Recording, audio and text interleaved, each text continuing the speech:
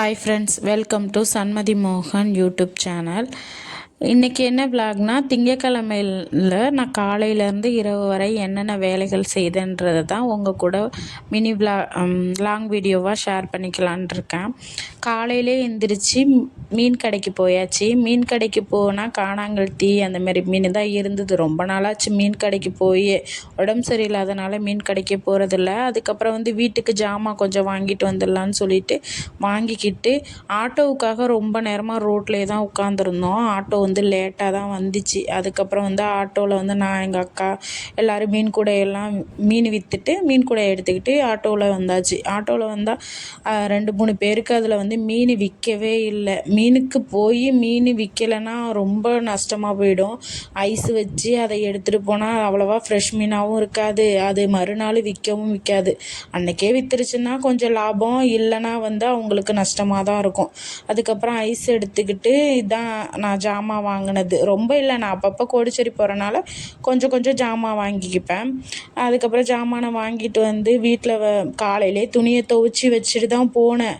சரி தான் காய வச்சேன். காய வச்சுக்கிட்டே இருக்கும்போது அக்கா ஃபோன் பண்ணாங்க. வீட்டுக்கு வா, தம்பிக்கு பிறந்த நாளுன்னு சொல்லிட்டு வீட்டுக்கு வர சொல்லியிருந்தாங்க. சரி துணியை காய வச்சுட்டு போகலான்னு துணியெல்லாம் காய வச்சுட்டு அதுக்கப்புறம் அதை காய வச்சிட்டே இருக்கும்போது அந்த கொய்யா மரத்தில் பார்த்தா கொய்யாக்காய் அவ்வளோ கொய்யாக்காய் இருந்துச்சு. எந்த சீசன்லேயுமே இந்த மாதிரி நான் காய்ச்சி பார்த்ததே இல்லை இந்த மரத்தில். ஆனால் இந்த சீசனில் இவ்வளோ கொய்யாக்காய் காய்ச்சிருக்கு. எனக்கே பார்க்குறதுக்கே அவ்வளோ ஆசையாக இருந்தது. ஆனால் இது நம்ம வீட்டு மரம் இல்லை, பக்கத்து வீட்டு மரம் தான். ஆனால் நம்ம வீட்டு பக்கம் தான் இருக்கும். ஆனால் ஒரு காய் கூட நான் பறித்து சாப்பிட்டது கிடையாது. இதை பார்க்கும்போது தான் நம்ம வீட்டில் ஒரு கொய்யா மரம் இருக்குது. அது எப்போ கொய்யா காய்ச்சி நம்ம எப்போ சாப்பிட்றதுன்ற ஒரு ஆர்வமே வந்துச்சு. அதுக்கப்புறம் அக்கா வீட்டுக்கு போனால் எல்லாருக்கும் சாப்பாடு போடணுன்னு சொல்லிட்டு தம்பி நினச்சிருந்தான்னு சொல்லிட்டு அக்கா சொன்னிச்சு. அதுக்கப்புறம் கறியெல்லாம் அலசி சமைக்க ஆரம்பித்தாச்சு. அக்காவுக்கு கொஞ்சம் உடம்பு சரியில்லாதனால நான் தான் சமைச்சிக்கிட்டு இருந்தேன். அக்கா சொல்ல நான் சமைச்சேன். எனக்கு அவ்வளோவா நிறைய பேருக்கெல்லாம் சமைக்க தெரியாது. அதனால் அக்கா சொன்னாங்க, நான் அதைபடி செஞ்சிகிட்டு இருந்தேன். அப்புறம் வெங்காயம்லாம் வதக்கிட்டு அதில் இஞ்சி பூண்டு பேஸ்ட்டு அதெல்லாம் போட்டு நல்லா வதக்கி விட்டுட்டு அப்புறம் மசாலா போட்டாங்க அக்கா. அதுக்கப்புறம் கிண்டி விட்டு குழம்புலாம் காய்ச்சிட்டு அதுக்கப்புறம் 65 போட்டாச்சு. ரொம்ப பெருசாக இல்லை, சோறு குழம்பு 65 தான் செஞ்சுருந்தோம். ஏன்னா தம்பிக்கு 21 வயசு ஆகுது. இப்போ சின்ன பிள்ளைங்கன்னா கிராண்டாக செய்யலாம், பெரிய பிள்ளை தானேன்னு சொல்லிட்டு அவ்வளோவாலாம் செய்யலை. அப்புறம் குழம்பு காய்ச்சிட்டு அதுக்கப்புறம் சாப்பாடு வடிச்சிட்டு அதுக்கப்புறம் 65 போட்டிருந்தோம். இதுதான் செஞ்சுருந்தோம். வெளியில் உள்ளவங்க யாரையும் கூப்பிடல. எங்கள் ஃபேமிலியில் உள்ளவங்க, எங்கள் ஓப்படியார் வீடு அது மாதிரி அவங்கள மட்டும் கூப்பிட்டு சாப்பிட்டாச்சு. நாங்கள் சமைச்சு முடிக்கிறதுக்கு 3 மணி ஆகிடுச்சி. அதுக்கப்புறம் தான் நாங்கள் சாப்பிட்டோம். சாப்பிட்டுட்டு ரொம்ப நேரம் ஆகிடுச்சின்னு சொல்லிட்டு அக்கா தூக்கிட்டாங்க. ஏன்னா மீனுக்கு 1 மணிக்கு முழிச்சு போவாங்க. கண்ணு முழிச்சு போயிட்டு தூங்காமல் சமைச்சிட்டு பார்த்தா மணி 3 ஆகிடுச்சி. அதுக்கப்புறம் அவங்க தூங்கிட்டாங்க. அதுக்கப்புறம் நான் வந்துட்டேன். ஏன்னா மறுநாள் செவ்வாய்க்கிழமைன்னு சொல்லிட்டு வேலை பார்க்கணும். நாளே வேலை பார்த்துடலாம் அப்படின்னு சொல்லிட்டு நான் வீட்டுக்கு வாசல்லாம் கூட்டிகிட்டு இருந்தேன். கூட்டிகிட்டு அதுக்கப்புறம் செவ்வாய்க்கிழமையிலேருந்து காலையிலே விளக்கு வச்சிடலாம் அப்படின்னு சொல்லிட்டு தான் நான் தொடங்கினதே. அதனால தான் நாளே இந்த வாசல் கூட்டுறது, அதுக்கப்புறம் சாமி மடத்தையெல்லாம் க்ளீன் பண்ணிடலாம் அப்படின்னு சொல்லிட்டு சாமி அந்த வெங்கல ஜாமான்லாம் எடுத்து நாளே திங்கக்கிழமையே விளக்கி வச்சிடலாம் அப்படின்னு சொல்லிட்டு தான் எல்லாத்தையும் எடுத்துட்டு அந்த இடத்தையெல்லாம் க்ளீன் பண்ணிவிட்டு அதுக்கப்புறமா வெங்கல ஜாமானையும் விளக்கியாச்சு.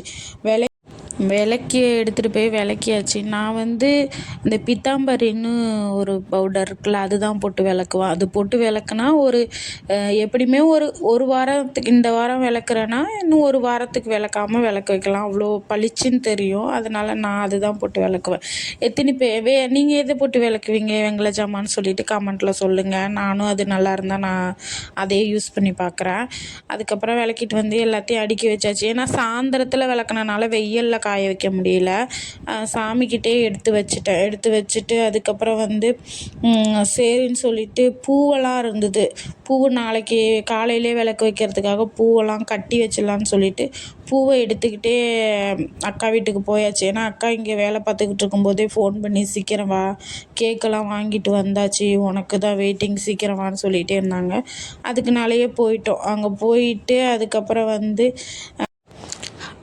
இதான் தம்பி. இவனுக்கு பிறந்த நாளைக்கு தான் அக்கா ஃபோன் பண்ணிகிட்டே இருந்தாங்க. அதுக்கப்புறம் கேக்கு வெட்ட ஆரம்பிச்சாச்சு. வெட்டினா இந்த சின்ன பசங்க தான் ரொம்ப சவுண்டு விட்டுட்டு கிடந்தானுங்க. அவனுங்க தான் ரொம்ப ஆர்வமாகவே இருந்தாங்க பிறந்த நாள்னு. அதுக்கப்புறம் இந்த வீடியோவில் பாப்பா தம்பிக்கு ஒரு gift பண்ணியிருந்தாங்க. சர்ப்ரைஸாக அவனுக்கே தெரியாமல் அவங்க பாப்பாவால் காசு சேர்த்து வச்சு அதால் முடிஞ்ச அளவுக்கு ஒரு சின்னதாக gift பண்ணுச்சு. இதுதான் எங்கள் அக்கா. அதுக்கப்புறம் எங்கள் அக்கா ரொம்ப எனக்கு பிடிக்கும். எங்கள் அக்காவுக்காக நான் எது வேணாலும் செய்யலாம், அந்த மாதிரி ஒரு உறவு அது. அது என் கூட பிறந்த அக்கா கிடையாது, என் சிஸ்டர் தான். ஆனால் என் கூட பிறந்திருந்தா என்னென்ன செய்வாங்களோ அது எல்லாமே செய்வாங்க அவங்க. அதுக்கப்புறம் என் கூட பிறந்தவங்க யாரும் இல்லை, அவங்க தான் எனக்கு எல்லாமேவே இருப்பாங்க. அதுக்கப்புறம் தம்பிக்கு அந்த செயின் போட்டுட்டு தம்பி ஆசைப்பட்டபடி அந்த பிறந்த நாளைக்கு வந்த எல்லாருக்குமே சாப்பாடு போட்டுட்டு அக்காவால் கொஞ்சம் உடம்பு முடியலைன்னு ஏனமெல்லாம் கழுவி வச்சுட்டு நான் வீட்டுக்கு வந்துட்டேன். இந்த வீடியோ பிடிச்சிருந்துச்சின்னா சப்ஸ்கிரைப் பண்ணிக்கோங்க, பக்கத்தில் இருக்க பெல் ஐக்கானை ஆலில் வச்சுக்கோங்க. அப்போ தான் நான் போடுற வீடியோ உங்களுக்கு வரும். வீடியோ பிடிச்சிருந்துச்சின்னா லைக் பண்ணிக்கோங்க. ஒரு லைக் பண்ணால் தான் நீங்கள் லைக் பண்ணால் தான் என் வீடியோவை அடுத்தடுத்து யூடியூப்